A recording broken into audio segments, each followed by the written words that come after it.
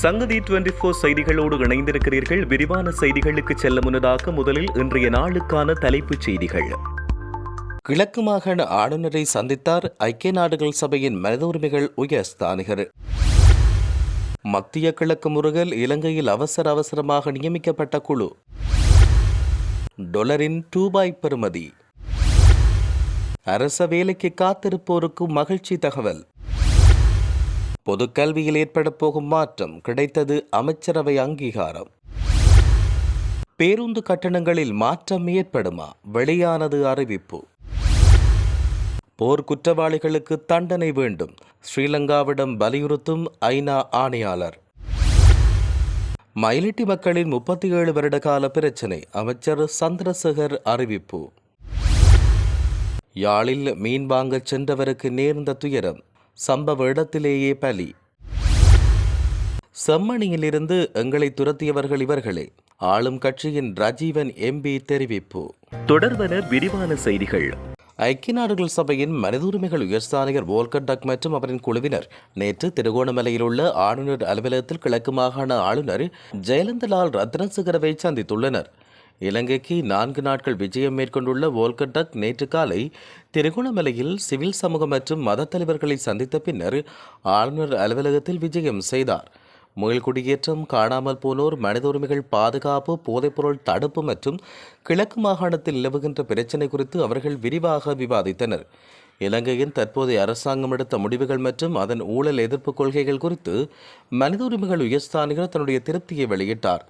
வெளிநாட்டு அலுவல்கள் மற்றும் வெளிநாட்டு வேலைவாய்ப்பு பிரதி அமைச்சர் அருண் கேமச்சந்திர, இலங்கையில் ஐநா வதிவிட ஒருங்கிணைப்பாளர் மார்க் ஆண்ட்ரூ பிரான்ச் மற்றும் குழுவினர், கிழக்கு மாகாணத்தின் தலைமைச் செயலாளர் மற்றும் அம்பாறை, மட்டக்களப்பு மற்றும் திருகோணமலை மாவட்டங்களின் மாவட்ட செயலாளர்கள் இந்த நிகழ்வில் பங்கேற்றிருந்தனர்.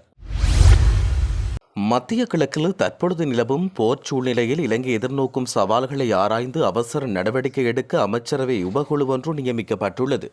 முன்னெச்சரிக்கை நடவடிக்கையாக இந்த முடிவு எடுக்கப்பட்டு அமைச்சரவையால் அங்கீகரிக்கப்பட்டுள்ளது. அதன்படி மத்திய கிழக்கில் போர் நிலைமையை உன்னிப்பாக ஆய்வு செய்து பாதிக்கப்படக்கூடிய அனைத்து பகுதிகள், தாக்கத்தின் அளவு மற்றும் இது தொடர்பாக எடுக்கப்பட வேண்டிய அவசர நடவடிக்கை குறித்து மறு ஆய்வு செய்ய இந்த அமைச்சரவை உபகுழு நியமிக்கப்பட்டுள்ளது.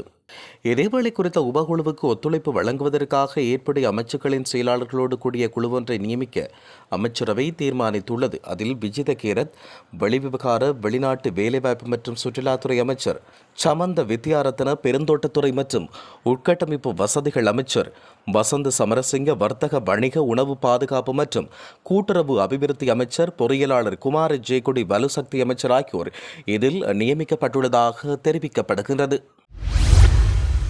இலங்கை மத்திய வங்கி இன்றைய நாளுக்கான நாணய மாற்று விகிதங்களை வெளியிட்டுள்ளது. அதன்படி அமெரிக்க டாலர் ஒன்றின் கொள்முதல் பெறுமதி 296.24ஆகவும் விற்பனை பெறுமதி 304.63ஆகவும் பதிவாகியுள்ளது. ஸ்ட்ரேலிங் பவுண்ட் ஒன்றின் கொள்முதல் பெறுமதி 402.04ஆகவும் விற்பனை பெறுமதி 416.27ஆகவும் பதிவாகியுள்ளது. ஜோரோ ஒன்றின் கொள்முதல் பெறுமதி 342.71ஆகவும் விற்பனை பெறுமதி 355.56ஆகவும் பதிவாகியுள்ளது. கனடிய டாலர் ஒன்றின் கொள்முதல் பெறுமதி 214.44ஆகவும் விற்பனை பெறுமதி 223.03ஆகவும் பதிவாகியுள்ளது. ஆஸ்திரேலிய டாலர் ஒன்றின் கொள்முதல் பெறுமதி 190.37ஆகவும் விற்பனை பெறுமதி 200.29ஆகவும் பதிவாகியுள்ளது. சிங்கப்பூர் டாலர் ஒன்றின் கொள்முதல் பெறுமதி 229.76ஆகவும் விற்பனை பெறுமதி 239.77ஆகவும் பதிவாகியுள்ளது. அரச சேவையில் 30,000 புதிய பதவிகளுக்கான ஆட்சேர்ப்பு நடவடிக்கைகள் ஆரம்பிக்கப்பட்டுள்ளதாக தெரிவிக்கப்பட்டுள்ளது. குறித்த விடயத்தினை பொது நிர்வாகம், மாகாண சபைகள் மற்றும் உள்ளூராட்சி அமைச்சகம் தெரிவித்துள்ளது. அத்துடன் அனைத்து ஆட்சேர்ப்புகளும் போட்டித் தேர்வுகள் மூலம் நடத்தப்படும் என அமைச்சு குறிப்பிட்டுள்ளது. பொது நிர்வாக சேவை, திட்டமிடல் சேவை மற்றும் அறிவியல் சேவை உள்ளிட்ட பல்வேறு பணியாளர்கள் மட்ட பணிகளுக்கு தகுதியான நபர்கள் தெரிவு செய்யப்படுவார்கள் என அமைச்சர் பேராசிரியர் சந்தன அபேரத்ன தெரிவித்தார். மேலும் முகாமித்துவ உதவியாளர்கள் மற்றும் கிராம அலுவலர்கள் போன்ற அத்தியாவசிய வெற்றிடங்களும் நிரப்பப்படும் என தெரிவிக்கப்பட்டுள்ளது. அனைத்து ஆட்சேர்ப்புகளும் போட்டித் தேர்வுகள் மூலம் நடத்தப்படும். 7 ஆண்டுகளில் பெரிய அளவிலான பொதுத்துறை ஆட்சேர்ப்பாக இந்த நடவடிக்கை சுட்டிக்காட்டப்பட்டுள்ளது.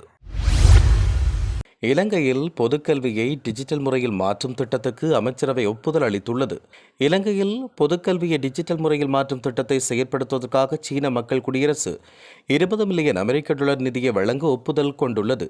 இந்த ஆண்டு ஜனவரி மாதம் ஜனாதிபதியின் சீனாவுக்கான அதிகாரப்பூர்வ விஜயத்தின் போது இந்த திட்டத்தை விரைவாக செயற்படுத்த இரு தரப்பினருக்கும் இடையில் ஒரு ஒப்பந்தம் எட்டப்பட்டுள்ளது. அதன்படி கல்வி, உயர்கல்வி மற்றும் தொழிற்கல்வி அமைச்சராக பிரதமர் கரணியால் முன்மொழியப்பட்ட திட்டத்தின் மூலம் 500 தேர்ந்தெடுக்கப்பட்ட பாடசாலைகளுக்கு தேவையான உபகரணங்களையும் திட்டத்தின் கீழ் ஒரு மாதிரி ஸ்மார்ட் வகுப்பறையையும் வழங்கவும், நெட்வொர்க் செயற்பாட்டு மேலாண்மை அலகு, திட்ட செயற்பாட்டு அறை மற்றும் மாநாட்டறையை இசுரபாய வளாகத்தில் நிறுவவும் சமர்ப்பித்த முன்மொழிவுக்கு அமைச்சரவை ஒப்புதல் அளித்துள்ளது.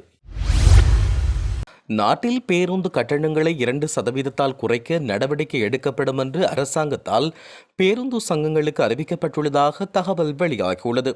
போக்குவரத்து அமைச்சின் அதிகாரிகளுக்கும் பேருந்து சங்கங்களுக்கும் இடையில் இன்று பிற்பகல் நடைபெற்ற கலந்துரையாடலின் போதே இவ்வாறு அறிவிக்கப்பட்டுள்ளது. ஜூலை மாதம் 1ஆம் தேதி திட்டமிடப்பட்ட வருடாந்த பேருந்து கட்டண திருத்தம் குறித்து கலந்துரையாடல் நடத்த போக்குவரத்து அதிகாரிகள் மற்றும் பேருந்து சங்கங்களுக்கு இடையில் இந்த கூட்டம் நடைபெற்றது. எனினும் அரசாங்கத்தின் இந்த முன்மொழிவுக்கு பேருந்து சங்கம் தங்களுடைய எதிர்ப்பை வெளியிட்டுள்ளது. பேருந்து கட்டணம் 2% குறைக்கப்பட்டால் 1வது மற்றும் 2வது குறைந்தபட்ச கட்டணங்களில் எந்த திருத்தமும் மேற்கொள்ளப்பட மாட்டாதென்று சுட்டிக்காட்டப்பட்டுள்ளது. இந்த நிலையில் அதற்கு அடுத்ததாக காணப்படும் கட்டணங்களில் மாத்திரமே திருத்தம் மேற்கொள்ளப்படும் என்றும் தெரிவிக்கப்பட்டுள்ளமை குறிப்பிடத்தக்கது.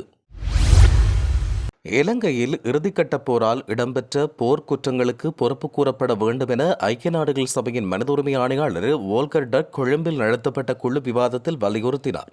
அத்துடன் போர்க்குற்றங்களை செய்தோருக்கு கடந்த கால அரசாங்கங்கள் தண்டனையிலிருந்து விலக்களித்த நகர்வு போன்று புதிய அரசாங்கம் மேற்கொள்ளாமல் குற்றவாளிகளுக்குரிய தண்டனை வழங்க வேண்டும் என்று இடித்துரைப்பை செய்த ஆணையாளர் குற்றங்களை செய்தோருக்கு தண்டனை வழங்குவது மிக முக்கிய நகர்வென்று குறிப்பிட்டார்.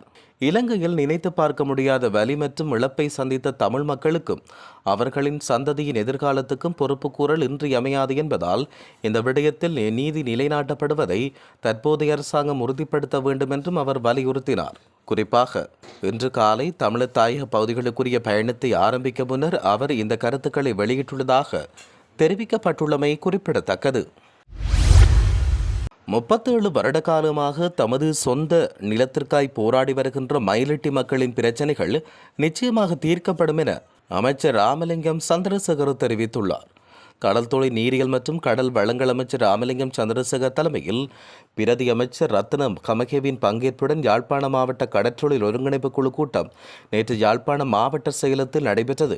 இந்த கலந்துரையாடலில் யாழ்ப்பாண மாவட்டத்தைச் சேர்ந்த கடற்றொழில் சமூகத்தினர் எதிர்நோக்கும் பிரச்சினைகள் தொடர்பில் விரிவாக கலந்துரையாடப்பட்டன.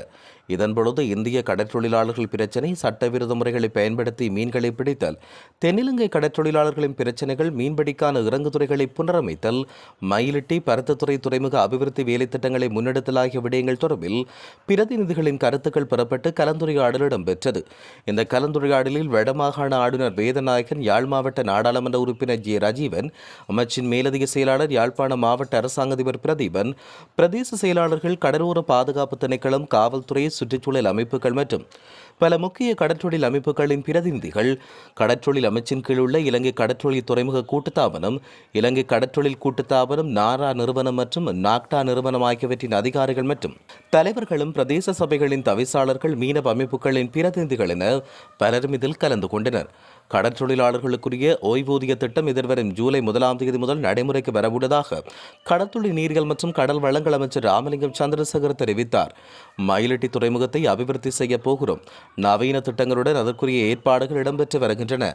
நிதி ஒதுக்கீடுகளும் செய்யப்பட்டுள்ளன. நெடுந்தீவு பகுதியில் கடலரிப்பு அதிகரித்துள்ளது. அந்த பகுதியில் கடல் அணைகளை அமைப்பதற்கு நடவடிக்கை எடுக்கப்பட்டுள்ளது. கடற்றொழிலாளர்களுக்குரிய ஓய்வூதியம் அங்கீகரிக்கப்பட்டுள்ளது. ஜூலை 1ஆம் தேதி முதல் இது நடைமுறைக்கு வரும் என்று தெரிவிக்கப்பட்டுள்ளது. இதற்கு கடற்றொழிலாளர்களின் பங்களிப்பு அவசியமாகும். கடற்றொழிலாளர்களின் பிரச்சனைகளை தீர்ப்பதற்கு மாவட்டம் தோறும் அபிவிருத்தி குழு கூட்டங்கள் நடத்தப்பட்டு வருகின்றன. தொடர்ச்சியாக இந்த கூட்டங்கள் நடைபெறும். கடற்றொழிலாளர்களால் முன்வைக்கப்படும் கோரிக்கைகள் நிச்சயம் நிறைவேற்றப்படும். பிரச்சனைகளுக்கு தீர்வு காணப்படும். எமது அமைச்சின் அனைத்து அதிகாரிகளும் பங்கேற்று வருகின்றனர். எமது பிரதி அமைச்சர் கூட கலந்து கொண்டு வருகிறார். எனவே இந்த கூட்ட நடைமுறை சிறப்பாக உள்ளது. காணி விடுவிக்கப்படும், அது விடுவிக்கப்பட வேண்டும் என்ற கருத்தில் மாற்று கருத்துக்கு இடமில்லை. 37 வருடங்கள் திறக்கப்படாத வீதிகள் தற்போது திறக்கப்பட்டுள்ளன. பாரிய தொழிற்பேட்டை அமைக்க நடவடிக்கை எடுக்கப்படும். தொழிற்பேட்டை மற்றும் விமான நிலையத்துக்கு தேவையான காணிகள் தவிர ஏனையவை நிச்சயம் விடுவிக்கப்படும் என அவர் குறிப்பிட்டுள்ளார். யாழ்ப்பாணத்தில் நேற்று காலை சந்தைக்கு மீன் வாங்கச் சென்ற முதியவர் மயங்கி விழுந்து உயிரிழந்தார். ஆனைக்கோட்டை 6 கால்மடம் பகுதியைச் சேர்ந்த செல்லத்தம்பி ரவீந்திரன் வயது 72 என்பவரை இவ்வாறு உயிரிழந்தார். குறித்த முதியவர் மீன் வாங்குவதற்கு காக்கைதீவு சந்தைக்கு சென்றார். இந்நிலையில் சந்தையில் மயங்கி கீழே விழுந்தார். பின் சிகிச்சைக்காக அவர் யாழ்ப்பாண போதனா வைத்தியசாலைக்கு கொண்டு சென்றபோது அவர் உயிரிழந்துள்ளதாக தெரிவிக்கப்பட்டுள்ளது. செம்மணி போராட்டத்துக்கு வந்த அமைச்சர் சந்திரசேகர் மற்றும் தம்மை துரத்தியது சில கட்சியும் ஊடகங்களுமே என நாடாளுமன்ற உறுப்பினர் ராஜீவன் ஜெயச்சந்திரமூர்த்தி குற்றம் சுமத்தியுள்ளார். இவ்வாறான நடவடிக்கைகள் தமிழ் மக்களுக்கு பாரிய பாதிப்பை ஏற்படுத்தும் என அவர் எச்சரிக்கை விடுத்துள்ளார். மக்களை வைத்து பிழைப்பு நடத்தும் சில கூட்டங்கள் இவ்வாறான செயற்பாடுகளில் ஈடுபடுவதாக அவர் சுட்டிக்காட்டினார். செம்மணி போராட்டத்திடலுக்கு சென்ற அமைச்சர் ராமலிங்கம் சந்திரசேகர் மற்றும் ராஜீவன் ஜெயச்சந்திரமூர்த்தி போத்தல்களால் எறியப்பட்டு விரட்டியடிக்கப்பட்டனர். மேலும் இந்த நிலையில் சம்பவம் தொடர்பில் அவர் வெளியிட்டுள்ள காணொலியில் அவர் இவ்வாறு குறிப்பிட்டுள்ளார். இத்துடன் செய்திகள் யாவும் நிறைவு பெறுகின்றன. மேலதிக செய்திகளுக்காக சங்கதி 24.com உடன் இணைந்திருங்கள். வணக்கம்.